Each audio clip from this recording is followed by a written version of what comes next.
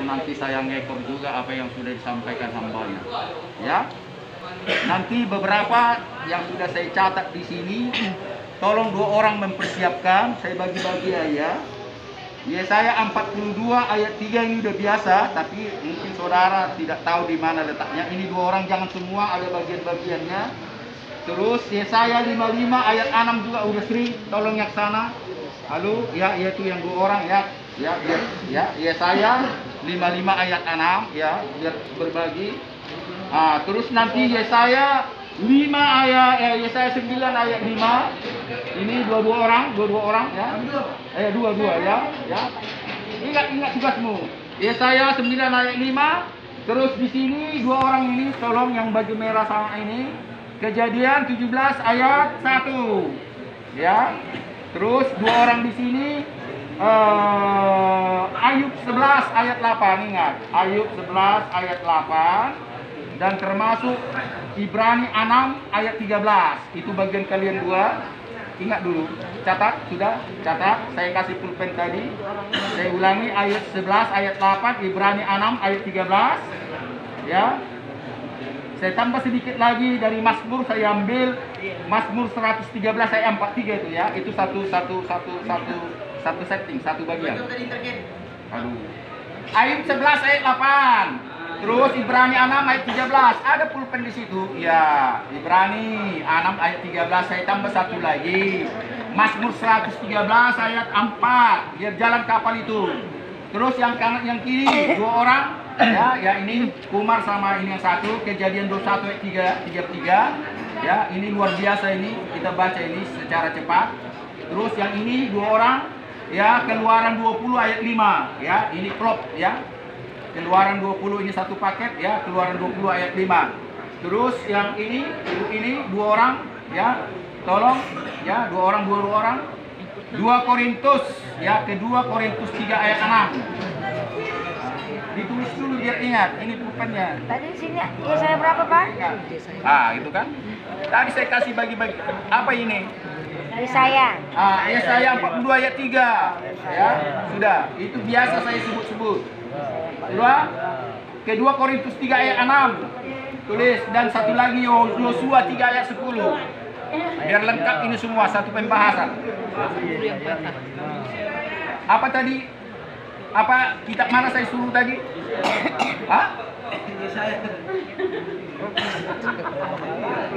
Yesaya 9 ayat 5 bukan?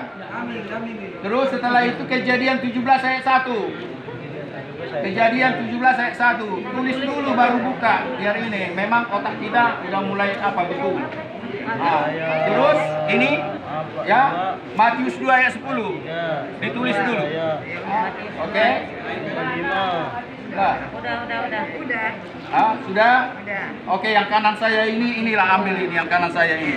Ini. Ya, oke, kita mulai ya. Saya terpanggil untuk bicara dari Putri Raja tadi. Ini sering ayat ini saya katakan, ya. Ya, itu mengajak tadi ibu-ibu menguatkan, ya. Mengajak ibu-ibu menguatkan. Dia katakan itu termasuk di dalam kitab Matius, bukan hanya Yesaya. Di Matius juga ditulis itu, bulu yang patah terkulai tidak akan diputuskan. Ini seringkali saya ingatkan ini. Tidak akan diputuskannya. Ini diputuskan.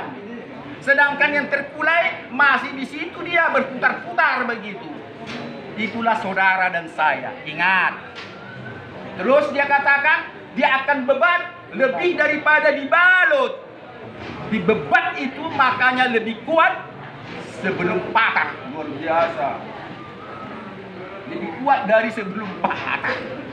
Artinya saudara akan lebih dilengkapi oleh karunia-karunia setelah saudara dan saya jatuh di dalam dosa. Maka itu hambanya tadi lakukan pertobatan. Masalah percaya dulu, bertobat dulu, itu tergantung bagaimana orang menyikapi ya. Bisa juga percaya dulu baru bertobat. Tidak ada rumusan yang pasti harus bagaimana. Ini kembali laptopmu. Nanti Anda bertanya bagaimana saya bertobat kalau nggak percaya? Percaya dulu lah, itu nggak masalah bagi kita. Kalau Anda bisa lakukan pertobatan, lakukan pertobatan. Itu tongate. Jadi jangan ada di antara kita bersoal tentang itu. Firman Tuhan bukan untuk dipersoal-soalkan, ya. Ada bertobat dulu, percaya atau percaya, nggak masalah itu, ya. Terus itu sumbu yang redup mau mati tidak akan dipadamkannya, ditambah sumbumu, dipanjangkan, ditambah minyakmu, sehingga pelita itu hidup lebih lama lagi seperti dulu yang patah itu, lebih bersinar kawan. Karena apa? Karunia-karunia akan diberikan kepadamu. Amin. Amin. Itulah yang disebut tadi hamba Tuhan ibu tadi, putri raja tadi, untuk menguatkan ini. Diberikan semangat buat kalian ibu-ibu, karena dia seorang ibu, dia tahu ada anak kalian menunggu kalian di sana. Hancur hatimu, menangis kau, hatimu juga menangis, dan dunia akan melihat air matamu. Ini akan saya viralkan ke dunia lewat YouTube. Maka itu sering saya katakan, relakan wajah-wajahmu ini ditonton oleh seluruh dunia. Secara tidak langsung kau sudah bersaksi. Jangan sembunyikan bahwa engkau sudah dikaruniakan Tuhan dengan pertobatan. Ada hamba Tuhan mengatakan, tak usah lagi lah ikut-ikut adat orang Batak, katanya. Tidak memuliakan di mana, tidak memuliakan adat itu. Ya, tidak usah saya sebut namanya. Seringkali diingatkan saya termasuk ketua di DPP Sonak Malela, ini orang Sonak Malela. Saya sampai sekarang bagian kerohanian seluruh kota Maya Medan. Bayangkan, ada yang mati, ada yang kawin, ada yang bagaimana, ada yang minta doakan saya kemana-mana. Ya, sampai sekarang saya duduk di situ. Ini juga orang Sonak Malela. Termasuk saya di ketua sektor Medan Baru, daerah yang terkaya di kota Medan, Medan Baru dan Muronia. Saya ketua di situ, 4 marga. Bayangkan bagaimana mulianya saya di mata Tuhan. Tidak perlu orang memandang saya mulia, yang penting dia memandang saya. Dan saya juga melayani di penjara-penjara, karena semua adalah orang yang paling berharga di mata saya. Saya lebih suka melayani orang yang terhina daripada orang berpangkat, orang-orang kaya, yang semuanya simbol-simbol. Maka itu sering saya katakan, ya saya ini 42 ini, saudara dan saya inilah bulu yang patah itu, saudara lah pelita yang meredup, tetapi semakin bercahaya, saudara. Dan seringkali saya sering mengatakan ini, jangan rendah diri, jangan merasa saudara dikatakan orang-orang tertentu. Belum. Ada banyak di luar sana. Ada banyak orang yang di dalam gereja, orang-orang terkutuk. Amin. Amin. Saya tidak merendahkan gereja, ya. Tapi seringkali gereja merendahkan penjara. Saya menangis. Kenapa kalian rendahkan penjara? Buka Matius 25. Siapa-siapa yang naik ke sorga? Orang-orang yang melayani orang di penjara, orang-orang yang melayani Jesus Christ, Yesus Al-Masih di penjara. Itulah yang masuk ke sorga. Makanya saya bilang, kalau saudara tidak sempat ke penjara, setidak-tidaknya bantu dalam doa, bantu dalam dana. Tetapi hanya segelintir orang yang bisa berdoa dan memberi sumbangan kepada pelayanan penjara-penjara dan orang-orang gelandangan. Tatkala aku lapar, engkau tidak memberikan aku makan. Tatkala aku haus, engkau tidak memberikan aku minum. Tatkala aku orang asing, engkau tidak memberikan tumpangan ke rumahku. Tatkala aku telanjang, engkau tidak memberikan aku baju. Tatkala aku di penjara dan di rumah sakit, engkau tidak pernah membesuk aku. Makanya enyahlah daripadaku, masuklah engkau kepada kerajaan sorga yang untuk selama-lamanya. Kapan Tuhan kami melihat engkau seperti yang dikatakan tadi? Karena engkau tidak melakukan kepada sesamamu manusia sama dengan engkau tidak melakukan itu kepadaku. Itu yang dikatakan kepada kambing-kambing dan kepada domba-domba yang dikatakan, terimalah kerajaan surga pada hari ini. Sejak dunia dijadikan, karena pada saat aku lapar engkau makan, kasih aku makan. Tatkala aku haus engkau kasih aku minum. Tatkala aku jadi orang asing, engkau memberikan aku tidur di rumahmu. Tatkala aku telanjang, engkau kasih baju. Tatkala aku di penjara dan rumah sakit, engkau membesuk aku. Makanya terimalah kerajaan sorga pada hari itu. Jadi tidak usah heran, habis dari penjara ini, sering dan pernah saya katakan, saudara-saudara habis dari penjara, hendaklah masuk lagi ke penjara. Tapi jangan mangocop lagi, jangan mangocop, jangan toge, judi, mencuri, begal dan sebagainya. Tapi layanilah orang-orang di sini sama seperti ini. Ada banyak orang punya komitmen di sini. Bahkan kepala penjara Poltabes Medan setelah saya pensiun, saya akan mengikuti Bapak Biginjil Robinson.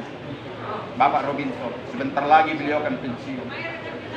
Ya, kita sudah lihat waktu itu Natal ya, itu komitmen. Setelah saya pensiun dari polisi, Melati 2, saya akan pakai bintang timur yang gilang gemilang. Jangan Melati, dia berpangkat bintang timur yang gilang gemilang. Singa dari Yehuda, inilah dia nanti. Ya, saudara lah yang memegang bintang timur itu, bukan Melati lagi atau di sini, tapi pangkatmu bintang timur dikasih, dan engkaulah singa yang dari Yehuda, siap menerkam semua, bukan orang, tapi siap melawan roh-roh yang bergentayangan di udara ini. Makanya simbol dalam pelayanan saya, prison for crusade, penjara untuk perang salib. Kita harus memerangi, ya, si durjana ini. Kita harus memerangi semua dosa-dosa, ya, pelanggaran kemauan tubuh, yaitu Galatia 5, 18, 19, 20, dan akan kita masuk ke dalam buah-buah roh ayat 21, 22. Itu tujuan kita, ya. Jadilah saudara dan saya ikut dalam memerangi penghulu-penghulu yang sedang gentayangan sekarang ini dalam menyambut, ya, penunggang kuda kuning dan hijau yang saya katakan dalam Ulangan 6. Dan Tuhan sedang mengosongkan dunia ini seperempat, baru dia akan datang. Saudara dan saya siap untuk dibasmi di dunia ini. Bukan karena saudara dan saya berdosa, bukan karena saudara belum bertobat. Semua orang saleh dan orang baik, ya, akan dibasmi. Ini zamannya sekarang. Makanya sekarang jangan sampai saudara tidak bertobat. Ya, ini saya pertama mengikuti daripada apa sudah disampaikan. Yang kedua, tolong dibaca yang apa yang dari sini tadi. Oh, saya tambah satu lagi, Yesaya 55. Ini bagian daripada ibu ini. Yang Yesaya 55 tolong dibaca dengan kencang. Ini sering. Ayo, Yesaya 55 tadi siapa itu?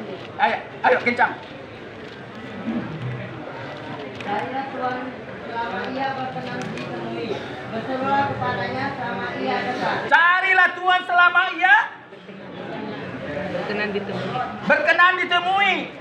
Berserulah kepada dia selagi dia dekat. Ya, kalau dia jauh, kalau dia tidak mau ditemui, matemaho. Ya, saya sudah lama tidak pakai istilah matemaho ya. Dulu hampir tiap hari matemaho. Yang saya bilang matemaho itu simbolis yang ada dalam dirimu. Bukan dirimu saya kutuk, ya. Jangan salah mengerti khutbah saya. Ya, matemaho bukan kau yang saya kutuk, tapi roh-roh jahat yang ada padamu itu yang dimatikan. Oke, sudah? Oke, lanjut kita ke Yesaya 9 ayat 5. Ayo yang kencang. Ya, karena tadi beliau ini berbicara tentang ketuhanan pencipta langit dan bumi. Siapa dia? Saya lengkapilah setidak 1, 2, 3, 4, 5, 6, 7, 8, 9. Ya, 9 pribadi dia. Siapa dia sesungguhnya biar lengkap, ya. Nah, jadi itu selalu saya ada yang ketinggalan saya masukkan sehingga lengkap. Bacakan itu. Yesaya 9 ayat 5. Sebab seorang anak telah lahir untuk kita, seorang putra telah diberikan untuk kita. Lambang pemerintahan ada di atas bahunya, dan namanya disebutkan orang penasihat ajaib, Allah yang perkasa, Bapa yang kekal, penasihat ajaib, Elohim yang perkasa. Kalau orang Israel, orang Yahudi mengatakan El Gibor. Tulis di situ biar Anda ingat bahasa Israel, bahasa Yahudi. El Gibor. Elohim, Tuhanku yang perkasa, yang ajaib. El Gibor, ingat. Saya kasih istilah-istilah Ibrani, ya. Yang kedua, Kejadian 17 ayat 7. Coba, Kejadian 17 ayat 7. Yang kencang, kawan, kapal berjalan terus.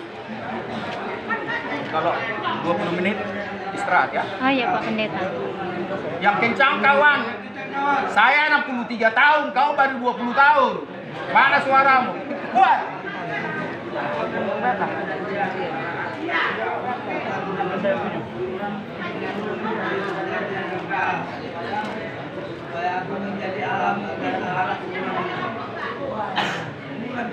Ya, kedengar. Ya, kedengaran. Kasih tuak dulu sama dia, mungkin dikasih tuak dulu.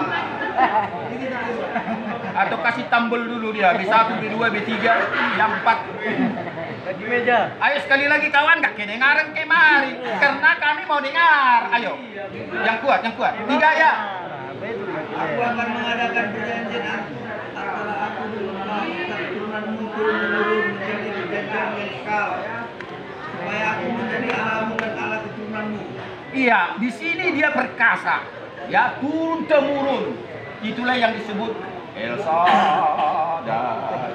El Shaddai. Allah Maha Kuasa. Dia berkah. Dia berkah. El Shaddai mulia. El Shaddai. El Shaddai. Allah Maha Kuasa. Stop, ingatlah itu. Ya, itulah bahasa Ibrani. Ya, sampai sekarang di Bible mereka itu disebut El Shaddai. Yang ketiga Ayub 11 ayat 8. Ini ada 3 bagian ini. Biar kita lihat di Mazmur juga dan surat Paulus pun ada itu. Ya, Ayub 11 ayat 8. Yang kuat kawan, jangan berantem kalian, kompak kalian. 3 ya. Tingginya seperti Ambil langit. mereka. Apa yang dapat kau lakukan? Dalam yang berdirinya Allah mati. Apa yang dapat kau lalui? Terus Ibrani 6 ayat 13. Ini surat Paulus. Saya tambahkan ya, setiap firman Tuhan, satu kata yang ada di sini harus Anda aminkan ini firman Tuhan. Amin. Sekalipun ada perkataan nabi-nabi yang bukan Tuhan, termasuk rasul. Kenapa dikatakan firman Tuhan? Saya beriman karena mereka berbicara atas nama pimpinan roh dia, termasuk nubuatan. Nubuatan itu firman Tuhan. Tatkala ia berbicara kepada nabi-nabi Musa dan semuanya nabi-nabi, itu penyambung lidah mereka itu termasuk rasul Paulus, termasuk itu santo dan sebagainya. Jadi Tuhan juga memakai orang untuk menyampaikan perkataannya, karena ini sudah najis kuping kita ini, congkel ini, ya sudah berkarat semuanya, kita sudah jatuh dalam dosa sehingga manusia tidak bisa mendengar suaranya, maka dipakailah orang-orang menyampaikan itulah firman Tuhan. Jadi tidak ada yang tidak firman Tuhan di sini. Karena saya sering menjumpai perdebatan, Bible itu tidak semua firman Tuhan, itu kata iblis.